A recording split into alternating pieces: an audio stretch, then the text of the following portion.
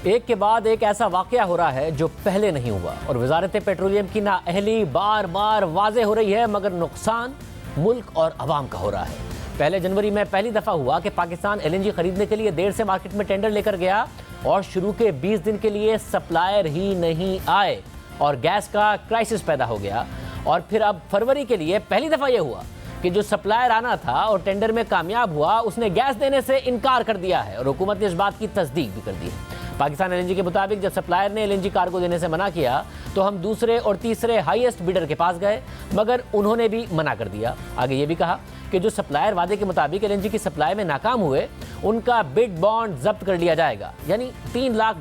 जब्त किए जाएंगे, तकरीबन $3.5 करोड़ के कार्गो पर, जो ना होने के बराबर है। आमतौर पर बिड में हिस्सा लेने के लिए सप्लायर्स $3 लाख जमा कराते हैं, फिर बिड की मंजूरी के बाद 10% परफॉर्मेंस गारंटी जमा कराते हैं, जो इस केस में $35 लाख बनती है। मगर क्योंकि जब 28 दिसंबर की बोली की मंजूरी के बाद 7 जनवरी को जाकर कॉन्ट्रैक्ट अवार्ड किया तो सप्लायर ने परफॉर्मेंस गारंटी ही जमा नहीं कराई थी, यानी पाकिस्तान का हर तरह नुकसान ही नुकसान हुआ। अगर जल्दी टेंडर किया जाता तो 3 फायदे होते। पहला ये कि रेट कम मिलता, दूसरा ये कि सप्लायर ने 10% की परफॉर्मेंस गारंटी जमा कराई होती और उसे पता होता कि उसका 25 से $30 लाख का नुकसान हो जाएगा, और तीसरा ये कि शदीद सर्दियों में सप्लाई के मसाइल होने की वजह से सप्लायर के गैस ना देने के इम्कानात कम होते, क्योंकि उसने बहुत पहले पाकिस्तान के लिए एलएनजी का इंतजाम किया होता, और देर करने की वजह से ये तीनों काम नहीं हो सके। पाकिस्तान एलएनजी मार्केट में एक संजीदा प्लेयर के तौर पर लिया जाता है, इसलिए पहले ऐसा कभी नहीं हुआ, मगर अब एक के बाद एक धचका लग रहा है। कभी सप्लायर आते नहीं हैं, कभी आने के बाद भाग जाते हैं, क्योंकि वजारत पेट्रोलियम ने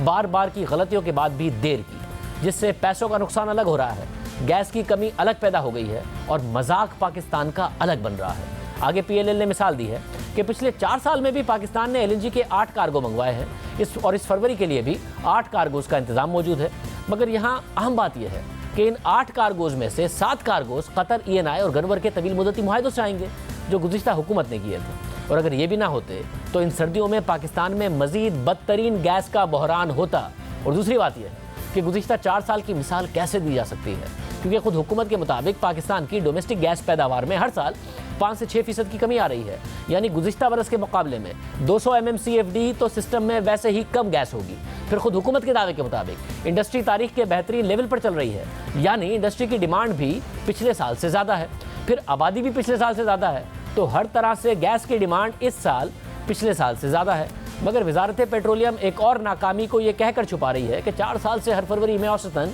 8 कार्गो ही पाकिस्तान मंगवा रहा था। अब फर्नेस ऑयल से महंगी बिजली पैदा होगी और दूसरा एलएनजी टर्मिनल पूरे फरवरी के महीने में खाली रहेगा और पाकिस्तान कैपेसिटी चार्जेस की मद में लाखों डॉलर्स अलग ज़ाया करेगा, फर्नेस ऑयल से महंगी बिजली अलग पैदा करेगा और आवाम का नुकसान ही नुकसान होता रहेगा।